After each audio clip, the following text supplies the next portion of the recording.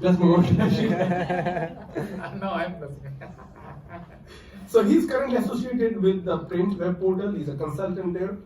But his prominent latest posting has been, he was the managing editor of the India Today Group's Hindi magazine. I think very few people have gone to the level, especially coming from the background he has. He has been editor with Economic Times, the Hindi online version, and the ET Infotech, again Hindi. He has been a columnist to wide array BBC, First Post, Nav Bharat Times, Amar Ujala, the Quint being one of the few. And he's been, if you look him up, basically you will see how social media savvy he is, and I think he's actually what he's trying to do is he's trying to utilize the media that is belonging to the people that never belong to them, which is social media. He's trying to utilize the space and create a prominent statement. He's also had a recent stint as adjunct professor with the journalism school in Bhopal. Now he's no longer working there. But also one important thing is he's an author. He's author of a book called Media and Census. He's also a recipient of Bharatendu Harishchandra Puraskar given by the Information and Broadcast Ministry from the government of India. And he is the executive committee member of often critiqued, silenced, and Editors Guild of India. This is the guy. If you want to take some complaints about ETI. Yashica Dutt. Yashica Dutt just came out with an amazing, fabulous, people are just uncomfortable with her book coming out as Dalit. Let's give it up to Yashica Dutt for her courage, her passion, and actually to speak at a moment where people like you needed to speak.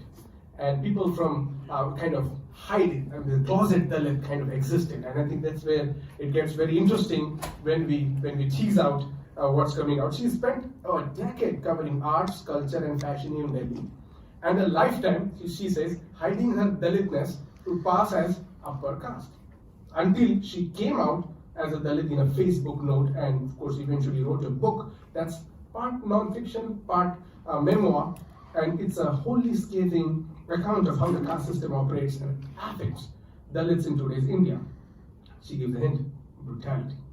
Her work explores the intersection of caste, class, gender, and seeks to expose caste as the invisible arm that turns the gear in nearly every spectrum in India. Now, this book is being hailed as an eye-opening contribution to Dalit literature, the great tradition of Dalit literary sphere. She is a graduate of Columbia Journalism School. She lives in New York, and we are really looking forward to get the worldwide press of coming out as a Dalit, because it's published by Aleph in India. Hopefully it will hit the markets soon. Third is Dhrubo Jyoti. Dhrubo Jyoti has been an inspiration to many of us here. I think Dhrubo has gone into the spaces, but many of us would just sit on our computer and just imagine doing this. They have been someone who have participated into a conversation that is oftentimes challenging and oftentimes isolating. I think it takes a unique courage to be the one who you are and yet stick to the ancestral heritage that they have inherited.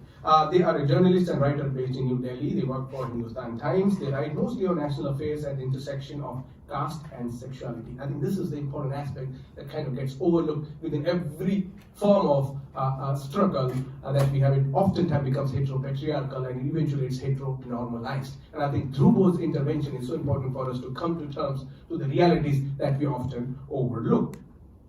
They are part of a queering Dalit collective and also closely linked to the movement around caste and sexuality across South Asia that aims to decenter upper caste voices from the center of LGBTQIA+ movement. They hold, and thank you for making me insecure, Dhrubo, a master's degree in astrophysics. Okay, I'm fine. And a diploma, of course, in journalism. They are interested in exploring the links between caste and queer desire through the works of Dr. B.R. Ambedkar. And this is my favorite. They live and love in Delhi. Wow. Finally, Ashok Das. Oh, I just jumped. So Ashok Das, also Ashok Kumar, is a senior journalist with more than 13 years experience. He is the editor of a pioneering news outlet. Everybody check out Dalit Dastak. It just grew up out of few people coming together, and what we have is an amazing. And I would say this is just the slice of a very tip of iceberg that we are just witnessing. He is a son of a court employee from district court employee Ashrafi Das and homemaker Sunena Devi. Ashok Das completed his graduation from Bihar, and then he went on to take the degree in journalism from one of the prestigious institutions, which IIMC in Delhi in 2005 and 2006. After his PG, he went to Maharashtra. I mean, he's a Hindi speaker, and then of course worked with prominent Marathi newspapers, Lokmat, Deshonat. Then of course had a stint with Amar Ujala, and also had sometime taken with the portal Bhadas for Media. He's been political report for more than 5 years, has covered parliament, various ministries, and key political parties of India like Congress and BJP. He's been associated with the Bahujan movements in 2010. After that, he started widely circulated monthly magazine Dalit Dastak with a group of people associated with the Bahujan movement. And I think why we need to pay attention to Ashok Das is because someone who could have actually adjusted into the career and made his life better into the echelons and climb up the hierarchy of an extremely Brahminized form of journalism that we have. Ashok Das chose to do what his ancestors had promised to do, to contribute into an alternate struggle, write with a grit and with a passion that will not only liberate the people surrounding him, but the people whose minds are confined. And Ashok Das has given us that litmus. YouTube channel has amazing, almost 600,000, and we hope that reaches to 6 million in less than a year. It's up to you to promote that. And of course, also the Hindi magazine that regularly comes out. I would feel honored sometimes if he asks me to write a column for that. That's just my pitch. So without further ado, I would like to also tell that not only this is a history in the making, but this is something we'll hopefully take back home to deliberate upon. As much as we aim for a solidarity across the spaces, what we have done is we have actually reproduced the same hierarchy, but under the different name. So within that spirit, Jai Bhim to everybody. Welcome. Over to you, Dilip. Yeah. Thank you, Suraj. Dear friends and scholars, I would like to thank our Eastern community and especially you, Suraj Yengde, to organize this session on caste and media and inviting me to talk on this topic. So it's a good time to remember that exactly 100 years ago, Dr. B.R. Ambedkar started his fortnightly MOOC night. You have already seen the picture there. Because he was convinced that there was no place for untouchables, and I am quoting him. MOOC night was one of his 5 periodicals, and others name you have already mentioned, Bahishkrit Bharat, Janata, Santa, and Prabhuddha Bharat. So yeah, we have a legacy actually. It's not just popping out from somewhere. So it's a matter of great pleasure for me to be on the same panel as Ashok Das. He actually organized a grand celebration in Delhi this month only. Yeah, 31st. Jan, to commemorate the centenary year of MOOC night. And he organized a conference in an auditorium that's not very far from where Dr. Ambedkar used to chair the meetings of the drafting committee of the Constituent Assembly. So we must thank Ashok Das for organizing such a successful conference. But coming to the present scenario, the first known attempt to map the correlation between caste and media was done 3 decades back. B.N. Unyal, a journalist associated with the Pioneer newspaper, had produced a report in 1996 titled "In Search of a Dalit Journalist." This Dalit category is very unique to India, and if somebody wants to know more about it, we can do it after the session, and we can discuss Indian caste system, how it works. So Unyal found that there was not a single Dalit journalist in Delhi at that time in 1996. And his study came about after the Washington Post, then India bureau chief, Kenneth J. Cooper, wanted to put the views of a Dalit journalist in one of his reports. Cooper requested Unyal to find a Dalit journalist in Delhi. It is interesting that the first inquiry about caste representation in Indian media came from a black American journalist. And I am happy that Kenneth Cooper is now in Harvard and he has agreed to give me an interview on Monday. And after 10 years of that, Yogendra Yadav, Anil Chamadia and Jiten Kumar had conducted a survey of Delhi newsrooms. They found that twice-born Hindu upper caste male dominate the higher positions in media. Twice-born Hindu upper caste male. This is the category which constitutes around 8% of Indian population, and they control around 80% of media positions in India.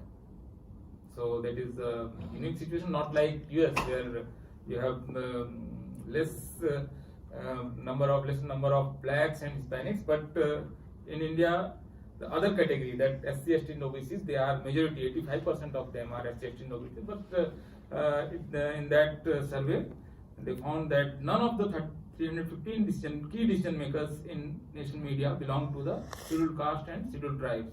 That's around 30 crores of people.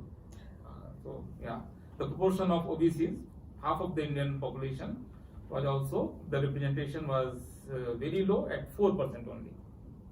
After these two pioneering studies, many scholars began to examine the sociological composition of Indian media organizations. All such studies produced similar results. The latest is the Oxfam News Laundry report that was published about 3 months ago.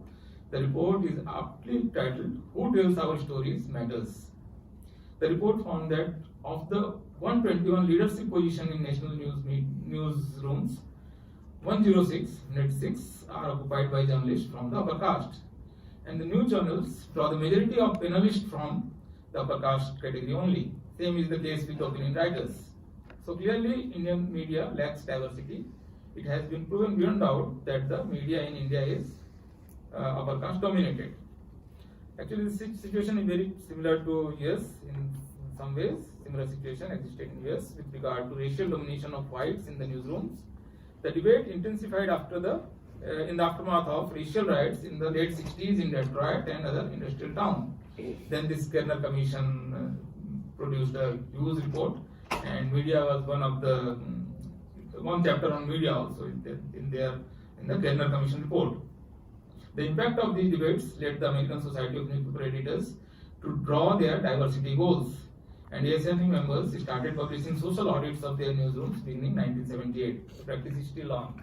We have our US newsroom diversity report this year also, but nothing of this sort has happened in India. And it's not surprising that BSP leader Kasiram argued that Indian media is Brahman Baniya media, was against the interest of the Bahujans. So yeah, it's a historical debate. The new thing that is happening in last 10 years, it's happened that now we have a robust Dalit Bahujan media represented by popular YouTube channels like National Dastak, Dalit Dastak, Bahujan TV, Caste TV, Samtawaj TV, and so on and so forth. And they have huge following. National Dastak has around say 4 million subscribers. Yeah, it's huge. So, based on these facts, I would like to put forward following sets of ideas. How much time I left? 2 minutes? Fine. So, media may be a modern institution globally, but it has joined hand with the forces of tradition in India. Being an essential component of tradition, wherever caste as a category is at the forefront of any debate, the media always sides with the upper caste, the foremost beneficiary of the caste system. It seems that the media has a common sense which works in favor of the upper caste. Therefore, journalists from these caste groups fail to understand the structural biases. The second idea is media can go against the interest and opinion of a large section of people and can still survive as an institution of repute. There is some strategy being played out there in the media. This may be the case of hegemony by consent, if I use the Gramscian terms. Because of this, mass circulated dailies are never branded as upper caste dailies, even by the readers of subaltern groups.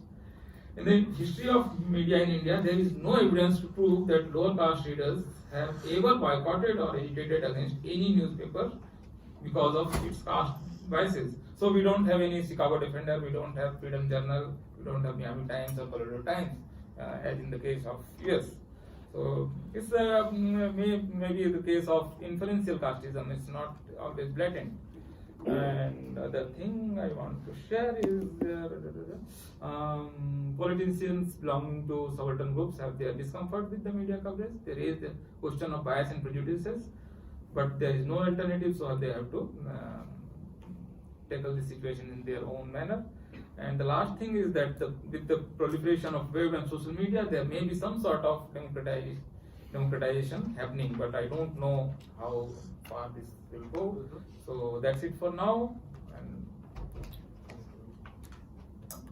Thank you for that. So I just want to say I don't have paper prepared. I'm not an academic. I'm just going to speak from the heart. I just want to tell you a little bit about what my background is beyond what Suraj told us. I grew up hiding my caste. And what that meant was that every time I questioned what my caste was, anyone asked me, and they asked me a lot, because I grew up in Rajasthan, and then I came to Delhi. That question was always present. Every time somebody said, "What caste are you?" I would lie. I changed my last name. And what that did for me was that it gave me a window seat to how the upper caste world functions. And upper caste world is a different world than the Dalit world, especially my world. So, I'm so happy to be on this panel with these incredible people because they have never made an attempt to hide their Dalitness, their Dalit identity.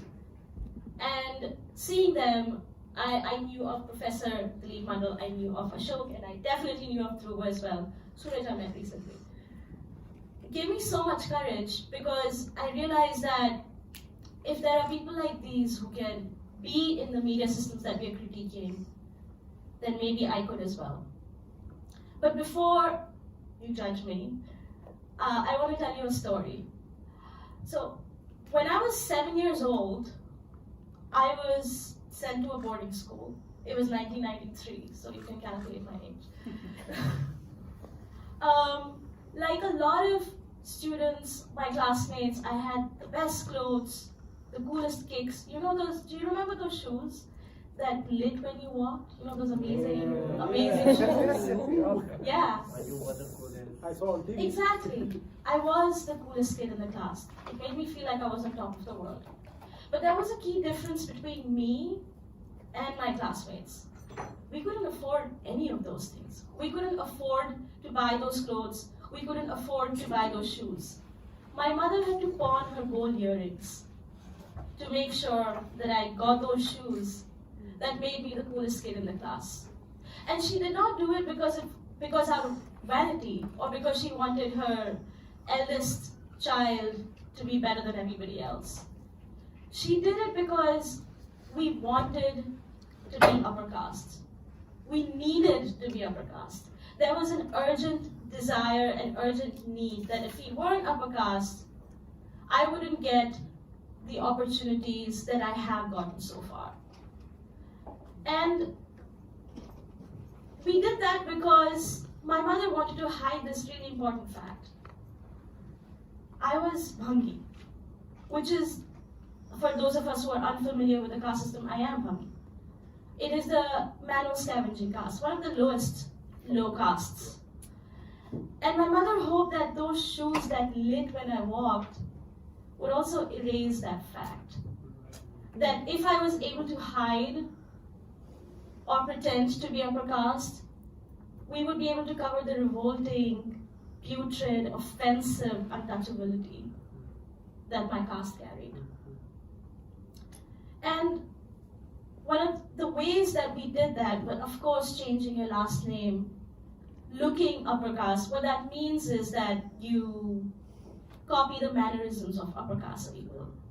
You learn, I went to a boarding school, like I mentioned, I saw these girls, and I used to see how they made their beds, how they tucked their sheets, how they folded their collars. Because we're told that Dalits don't have culture, and that's why we have to adopt upper caste culture. But one of the most important things that I did for me was to learn English. To not just learn English, but to speak it better than anybody else. And that's why I became a journalist. But I didn't become just any journalist. I became a fashion journalist. I became a culture journalist. Because in my mind, growing up in that little dungeon in my house when I would read old issues of Filmfare and Femina, there was no mention of caste anywhere. And I hoped that if I wasn't in a newsroom, then nobody would question my caste, that I would be assumed to be an upper caste person, because these feature magazines and these lifestyle magazines they are caste blind. And that's why I kind of made sure that I covered only fashion and not politics. When I was in newsrooms, I didn't question, I didn't raise my voice when somebody talked about reservation or politics. I had an opinion, but I never said it because I was afraid of being outed. And that's what hiding your caste does to you. Even when you're a journalist, it robs you of the most important thing that you have, your voice. It robs you of your ability to speak without fear. And what hiding your caste does to you is it makes you feel that no matter what, you're never going to be worthy. It makes you believe, because I am hiding my caste, right? I have given into this idea that ultimately upper caste people are better and we are unequal. And that's why it was so important for me to come out and to be able to live freely, hopefully live without fear, and reclaim my voice. Thank you.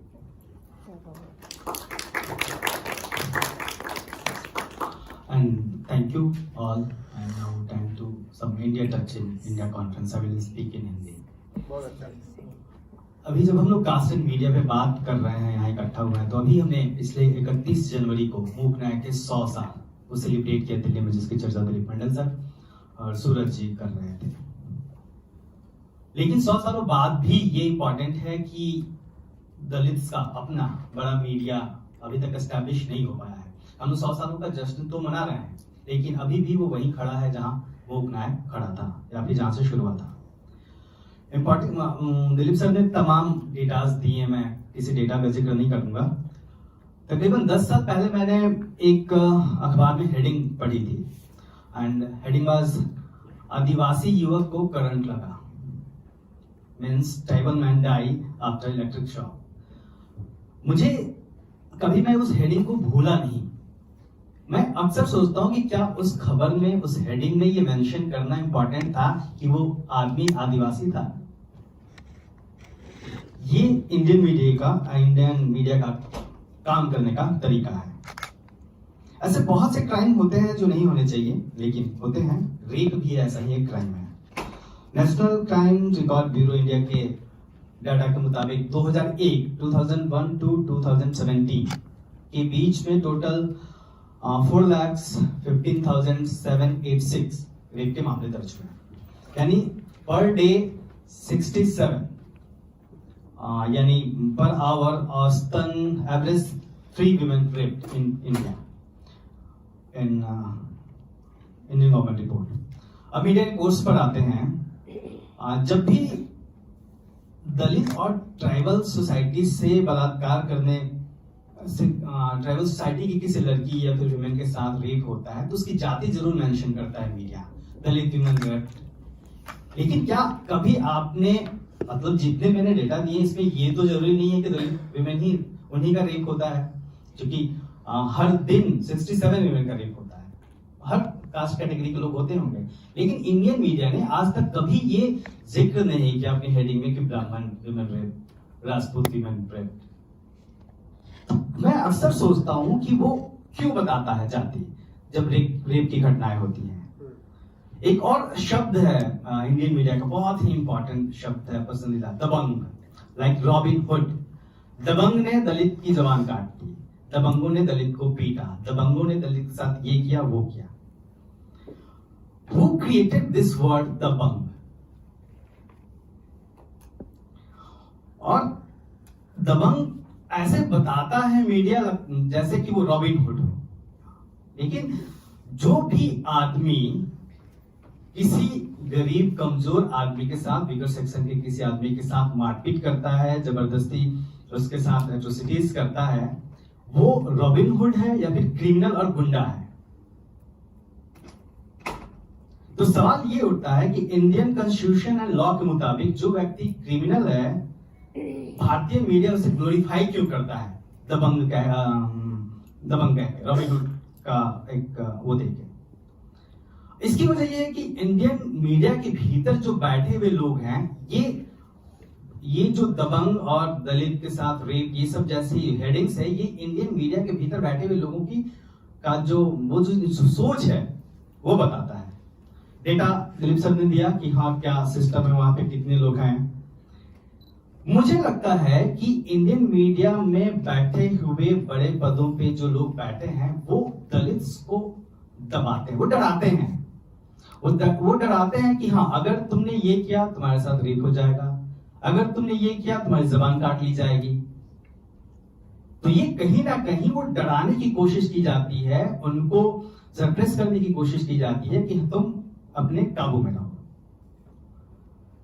अगर ऐसा नहीं होता, Indian media के भीतर जो editors हैं, journalist हैं, वो न्यूट्रल होते, तो दबंग की तरह जातिवादी और गुंडे शब्द का इस्तेमाल करते जो लोगों के साथ एट्रोसिटी करता है। मेरा सवाल है कि देश और दलित और आदिवासी समाज जो देश की लगभग 1/4 है, मीडिया के साथ खड़ा क्यों नहीं होता? जब हरियाणा में मिर्जपुर होता है, जब महाराष्ट्र में खैरलांजी होता है, जब ट्राइबल्स की जमीन पे जबरन कब्जा किया जाता है, तो इंडियन मीडिया मुहिम क्यों नहीं चलाता? एक और मीडिया, इंडियन मीडिया बहुत बड़ा चीटर भी है। हम किसी भी चीज को पे करते हैं, कहीं पे भी कुछ खरीदते हैं, पैसे देते हैं, बदले में हमें सामान मिलता है। इंडियन जो भी बहुजन्स हैं, जो 80% आबादी है इंडिया की, वो भी चैनल सब्सक्राइब करते हैं, अखबार खरीदते पढ़ते हैं, तब उन्हें खबरें मिलती हैं। लेकिन इंडियन मीडिया उन्हीं अखबारों में वो खरीदते तो है, लेकिन उनकी खबरें नहीं दिखाता। मतलब मैं उसको देखता हूँ, वो चीट करता है, वो आपसे पैसे तो लेता है लेकिन आपकी कोई भी बात नहीं कहता हूं। तो ये इंडियन मीडिया एक ऐसी शायद दुकान मैं कहूंगा, ये हो गया। रिपोर्ट होगी। एक और चीज है, उसके बाद मैं अपनी बात खत्म करूंगा कि के.आर. नारायणन जब प्रेसिडेंट बने थे तो सारे अखबारों में खबर छपी थी कि फर्स्ट दलित मैन है ना, कि वो प्रेसिडेंट बन गए हैं। तो जब राष्ट्रपति बनते हैं या फिर इस तरह की तमाम घटनाओं में कास्ट का जिक्र होता है, लेकिन जब मैरी कॉम गोल्ड मेडल जीत के लेके आती हैं ओलंपिक में, तो मीडिया कभी नहीं कहता कि ट्राइबल वुमेन ने इंडिया के लिए गोल्ड मेडल जीता इन ओलंपिक। तब वो देश बलात्कार हुआ तो दलित की बेटी, जब वो गोल्ड मेडल लेके आई तो देश की बेटी। ये डबल स्टैंडर्ड है मीडिया का। जो लोग मीडिया के भीतर पहुंचे हैं उनके एक दो मैं उसका जिक्र करूंगा। एडिटर्स का भी जो हमारा कार्यक्रम था, जो मुख्य न्याय के 100 साल का हमने कार्यक्रम किया था, तो एक जर्नलिस्ट को बुलाया था हमने, सुमित चौहान। उसने अपना एक्सपीरियंस, वो एबीपी न्यूज में काम किया था, उसने जी न्यूज में और इंडिया न्यूज में, और वो अकेला दलित था जो वहां काम कर रहा था। तो उसने अपना एक्सपीरियंस बताया कि एबीपी न्यूज में जब वो काम कर रहा था तो मिर्जपुर कांड हुआ था गुजरात में, और एक सीनियर जर्नलिस्ट ने, जब वो खबर आई तो सीनियर जर्नलिस्ट ने कहा कि कुत्तों और दलितों को घी हजम नहीं होता। जैसे कुत्तों को लात मार कर रखते हैं, हाईकोर्ट सुमित चौहान लात मार कर रखते हैं, वैसे अगर इनको काबू में नहीं रखे जाएंगे तो ये बिगड़ जाएंगे। ये इंडियन मीडिया के भीतर बैठा हुआ एक सीनियर जर्नलिस्ट कह रहा है। तो तमाम जो सीनियर जर्नलिस्ट हैं, सारे लोग नहीं है, ऑप्शनल अच्छे लोग भी हैं, लेकिन नंबर ऑफ पीपल अगर ये सोच रखता है तो फिर वो इसी तरीके से काम होगा। तो मेरा आरोप है कि इंडियन मीडिया जातिवादी है, मेरा आरोप है कि इंडियन मीडिया ठग है जो अपने कंज्यूमर को उनकी खबरें नहीं देता, और मेरा आरोप ये भी है कि एक अनऑर्गेनाइज तरीके से काम करते हुए भी इंडियन मीडिया के भीतर बैठे हुए लोग ऑर्गेनाइज तरीके से दलितों को मीडिया के भीतर आने से रोकते हैं। Thank you so much. Thank you. It's slightly intimidating to follow such an eminent panel of people who have mostly covered everything that there is to say about caste. I just want to make 4 quick points. I'm deeply committed to mainstream, so-called Manu stream or mainstream media. And the reason I say that is because, not just because of this proliferation of upper caste journalists, but also the way in which what this does is, so there is a select group of, say, 4 people who come from 4 castes and have their houses in 3 pin codes, who get to decide what news is and what the audience is. So when we talk about what kind of news India sees, these are the caste groups that decide that. Secondly, what this does, just taking off from where Ashok left, not only does the press constantly hyper-focus on Dalit victimhood, So Dalit people can only live as dead people, or as beaten people, or as erased people, right? So either they don't exist or they are dead.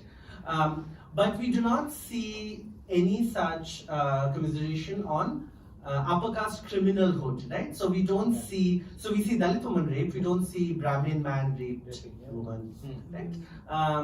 And this is across the board, right? Because caste solidarity is thicker than blood, tar, etc. The second thing that I wanted to talk about was in terms of, I think, what a lot of new media and online portals and kind of newer things have done to journalism. Yes, there has been some democratization and more people are able to put forth their voices. But this has also come at a time when diversity has been commodified.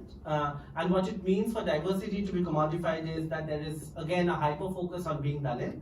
And that we need to kind of unequivocally put forth that caste does not equate Dalit. Right? And so if one wanted to speak about caste in the press, one has to speak about, say, the proliferation of upper castes in the press. Right? Not so much about, and not always about quote-unquote Dalit victimhood.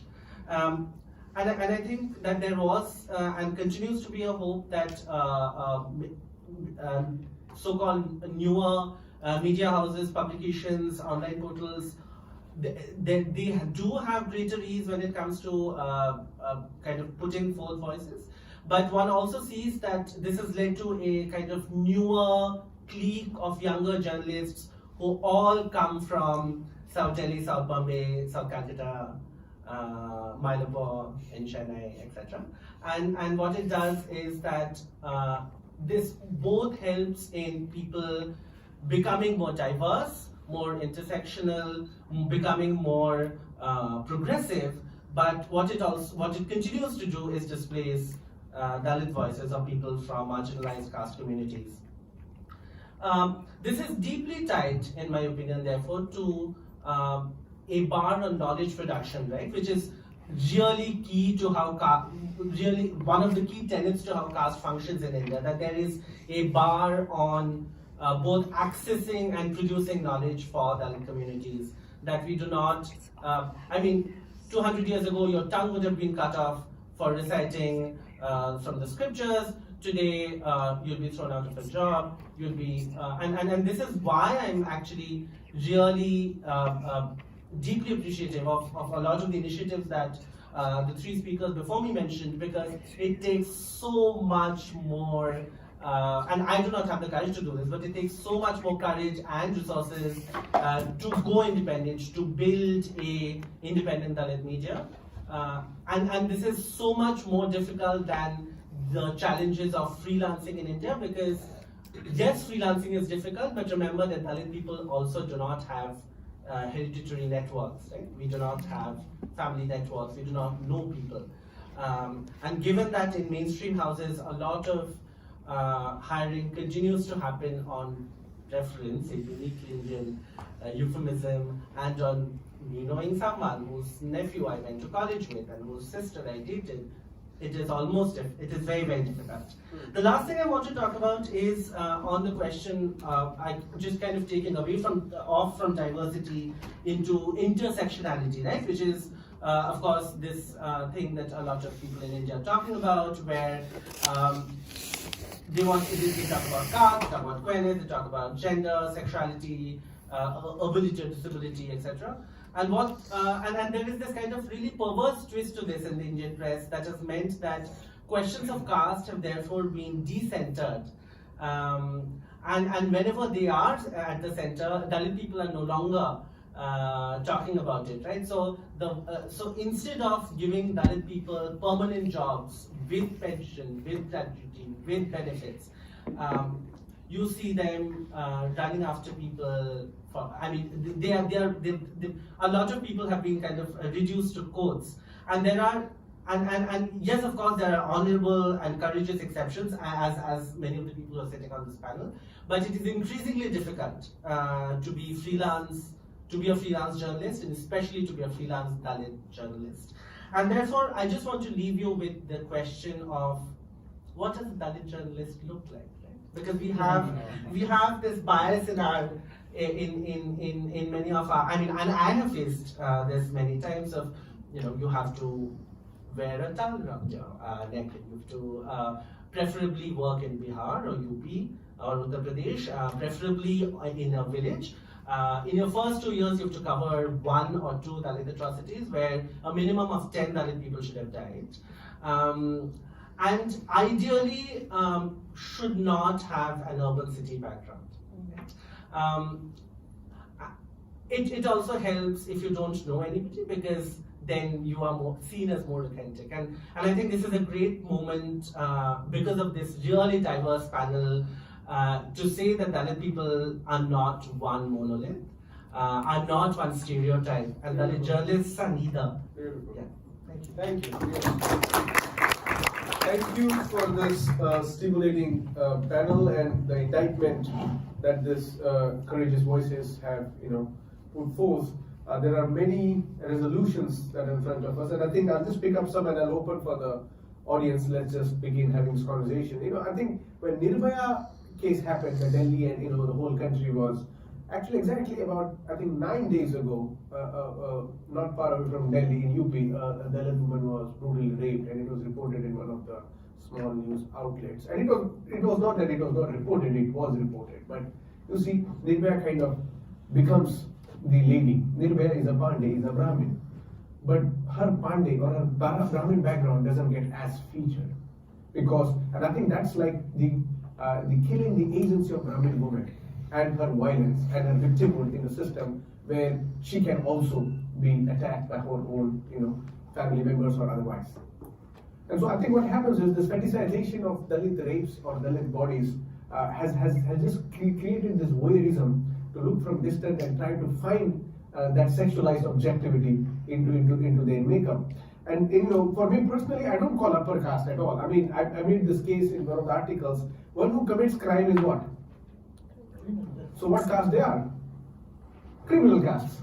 And so for me, I don't want to give a lofty word. You belong, if you are claiming your dominant caste or upper caste heritage, you are a criminal caste, because there is no other way you can identify yourself without accounting to the cases. And I think this is the same what happened with Muslim men as well as Muslim women, where the prominence of that Muslim identity is kind of reiterated constantly so as to make us feel that we have to take on many of these roles. And I think these are excellent questions in front of us. I will open up to the panel. Please, I request there are only one rule I would like.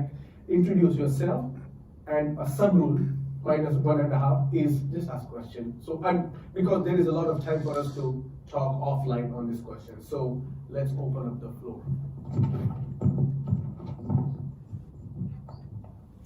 Everybody is like, I want to go first.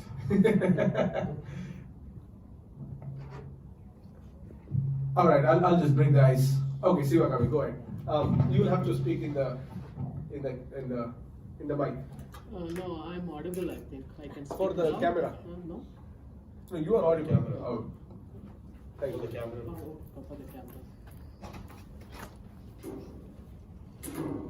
I edit a magazine for last 25 years and has a circulation of 7,000, and it has international subscribers because Tamils live everywhere. But as because I find this Dalit Dastak has many subscriptions, or so how do you achieve that? Because 7,000 is very poor for me. We'll get a set of questions, and so then we can have them comment on that. Yeah, Vishal. So my question to the entire panel is, in your writings as a journalist or as authors, how do you perceive readership and viewership in India towards topics, such as the topics you guys are, very nuancedly tackling, but like the nuance is often lost within, a mainstream consumer of media. So how do you perceive the viewership and the readership of that? Permission. Hi. Parmesh, and my question is about structure and agency when it comes with caste and media linked to entrepreneurship. And I was just thinking about how we can have, I was just thinking about other, struggles all over the world, and there have been interventions like, say, venture funds dedicated only to women entrepreneurs, which has kind of helped create an ownership. Likewise with the African American population in this country, race-based interventions, and I've heard about Dalit Chamber of Commerce and things like that, which is thinking about that as a way of opening these doors and then funding so many of these initiatives as a way ahead. Right. Hello. So, as far as I understand, there are many ways of writers. So, I'll talk about two ways. One way is that you find out the set of audiences and identify what they want to listen, what they want to read. For example, a lot of people, they want to listen that people above them are stupid, below them are also stupid.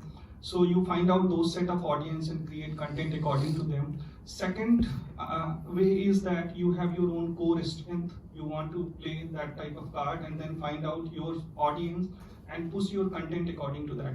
So my question to all of you is that out of these two, first find the customer and then push the content according to them. Second is find out what you really want to push and then find the customer. Which one do you choose and why? That's great. Any burning questions? Let's take last one. Dhrubo, would you mind handing over that mic? Yeah, my name is Chandrakant. I come from Dalit family. So Dalits are very backward, and I wanted to mainly ask this question, like anybody else who might have asked, that how are you trying to reach your readers or Dalit people? Because I don't think they have access to the magazine, or people have recently getting access to the internet and all, but most of them are still very, very backward. So how are we trying to reach to those people? That is my main question. Thank you. I think this is great. So what we'll do is we'll take a set of responses from you guys, and you can also offer your comments. I'm told that we are almost reaching the peak of time. So let's get into that. Before I do that, I would also like to give a shout out to two of my another Dalit journalist friends, Dilip Mandal, who would have very much appreciated to be here, and another is Abhijit Kamble, who works for BBC Marathi, and I think these people have really braved to be one of the few peoples that we can actually look up to and try to find more answers. Let's get the responses. So I would like to answer only one question. I think that relates to the solution part of how to go about it. So the problem is that Indian media is what we call mainstream media. They have some sort of strategies that makes them a whole encompassing public sphere, and that works for them. Dalits are not there, STs are not there, OBCs are not there. That is the fact. I need not produce any other report or anything, but still. There are I think the problem lies with also that achhe log category. What you said, that there are good people in media and they also write on Dalit issues. So that creates some sort of consent, and that consent is actually reproducing the caste system in media. So if, and then again there is a problem in having this Dalit media, it's a categorization. The ideal situation is that the public sphere should represent everybody without any interferences on all that, but that is not happening. So this is a sort of resistance actually. When they will start giving representation to all social groups, and these problems of they will write against reservation, we know without seeing the newspaper, we know that whenever there is a debate on reservation, they will write against. Whenever there is a debate on caste census, they will write against lower caste. So these are given facts. But still our SC, ST and OBC people, they subscribe to these media houses. That's right. So this is, I think, the problem that consent has to be broken. I don't know how it is going to happen, but this is the thing.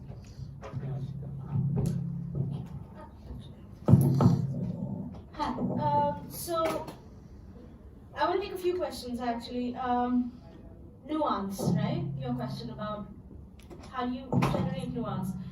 So in order to answer that, let's just look at what's happening in Indian media right now, since the past 5 years, and how opinion building has happened, and how there is this slew of hatred that has been cultivated across the country. And when we talk about how do we assume the intelligence, quote unquote, of our reader, our consumer, our viewer, I think we need to remember that people are smarter than we think they are, first and foremost. Well, because if you are showing them hate, if you are showing them a narrative that is so powerful, if you're not doing the job that you're supposed to do, which is to be neutral, which is to be objective, which is to tell them the truth, then they will consume that narrative as it is. And I want to give an example. In 2006, when the anti-reservation protests were taking place, one of the key things that happened was, it was the dawn of television media in India, so to speak. And television channels went and covered these protests. What the doctors at AIIMS were doing were, they were taking these large-scale jharus and they were sweeping. And they said, we are the new Dalits. Because you're giving so much reservation to Dalit people, we are the new Dalits, and look at what's going to happen to our jobs. What television channels did was they showcased these images as it is. They offered no context, they offered no explanation, there was no nuance. And they just showed that narrative 24/7 on TV. Also, there were pro-reservation protests that were happening right on the side. They were not covered. And what that narrative did was, it solidified this idea of what a quota student is. Why Dalits are meritless. Why Dalits are talentless.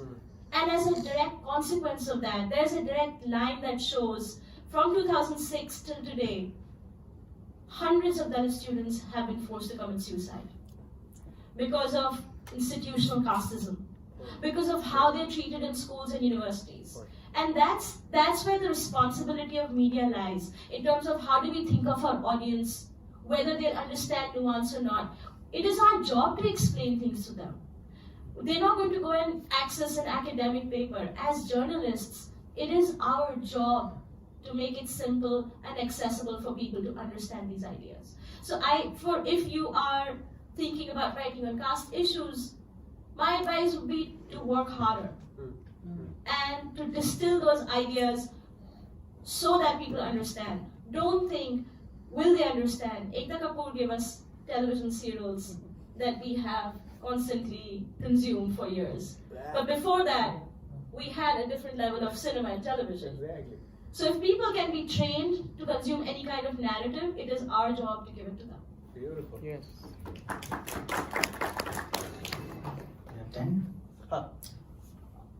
जो आपने पूछा, actually दो दिक्कतें हैं जो आपने कहा कि इंटरनेट साइट को एक्सेस करते हैं. जब आप उसको डेटा के आधार पे देखेंगे तो इंटरनेट बहुत लोग एक्सेस नहीं करते हैं दलित फैमिलीज में, वो 5% भी नहीं है.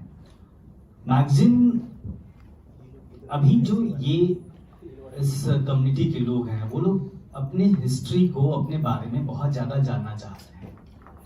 तो एक्सेस है, मैगजीन्स भी लोग पढ़ रहे हैं, बहुत पढ़ रहे हैं, लोग डिमांड कर रहे हैं लगातार. और दूसरी चीज ये है कि हमारे पास रिसोर्सेज बहुत कम होते हैं, क्योंकि हम पे कोई पैसे नहीं लगाता, कोई बहुत बड़ा बिजनेसमैन इस कम्युनिटी का आके नहीं कहता, कोई पॉलिटिशियन आके नहीं कहता कि हाँ आप ये काम कर रहे हो या फिर कम्युनिटी के लिए काम कर रहे हो. तो एक वहां पे दिक्कतें हैं. तीसरी दिक्कत ये है अपने अंदर की. दलित दस्तक को अपने ड्रेसिंग रूम में, अपने टेबल पे इस नाम के साथ रखने में भी लोग हिचकते हैं. वो उनको मैंने कहा ना कि वो कंज्यूम, वो दूसरे अखबार लेके आएंगे, रखेंगे, लेकिन अगर दलित दस्तक को उनको अपने टेबल पर रखना पड़े तो जो लोग बातें करते हैं वो भी सोचेंगे कि नहीं ठीक है, इसको ऐसे रख दो. तो जब तक ये चीजें अपने भीतर से भी ठीक नहीं होंगी तब तक दलित मीडिया बहुत आगे नहीं बढ़ेगा. जैसे हमें सीख लेनी चाहिए जो ब्लैक रेवोल्यूशन है यहाँ पे, जिस जगह पे हम लोग बैठे हैं, उसने अपने आइडेंटिटी के साथ कितना बड़ा काम किया. अपने मैगजीन स्टैब्लिश किए, मीडिया स्टैब्लिश किया, अपनी मूवीज एस्टैब्लिश की. हम लोग जब फ्लाइट में आ रहे थे तो मैंने एक चीज नोट किया कि एक सेगमेंट था अलग ब्लैक मूवीज का, है ना, जिसमें जाके आप देख सकते हैं. क्या अभी आप भारत में क्या दलितों के पास भी इतना कॉन्फिडेंस है कि वो उस तरीके से देखना चाहेंगे? तो जब तक लोग खुद से सामने नहीं आएंगे तब तक थोड़ी दिक्कत है, लेकिन हाँ चीजें हो रही हैं, लोग मैगजीन्स भी पढ़ रहे हैं और सोशल मीडिया से बहुत ज्यादा चीजें अच्छी हुई हैं। Thank you. मैं उसके लिए मैं एक चीज ऐड करना चाहूंगी जो आपने बोला कि लोग दलित दस्तक या दलित मैगजीन्स को उल्टा करके रखते हैं, तो वो एक हमारा कॉन्फिडेंस का इशू नहीं है। वो it's not that Dalits lack the confidence, it's that institutionally हमें अशेम्ड और एम्बैरेस्ड फील करवाया जाता है। अगर इतने सालों तक I couldn't come out as a Dalit person, I couldn't say that I was a Dalit person, it was because I was scared कि अगर मेरे टेबल पे दलित दस्तक रखा होगा, किसी ने देख लिया तो कहीं उन्हें पता तो नहीं चल जाएगा कि मैं दलित हूँ, या फिर वो यही सोचने लगेंगे कि आप तो अम्बेडकराइट हो या आप दलित हो, तो मेरे जॉब, मेरे करियर, मेरे अपॉर्चुनिटीज पे इस पे क्या फर्क पड़ेगा। तो इसलिए मतलब दलित का इशू तो है ही कि हम मीडिया को कैसे कंज्यूम करते हैं, पर एक इशू ये भी है कि समाज हमें अपनी आइडेंटिटी के बारे में कैसा महसूस करवाता है। So I think that's something we really have to consider. Again, three quick things. I think it's very important to just take off from what Yashica said, that when Brahmins talk about their caste, it's culture.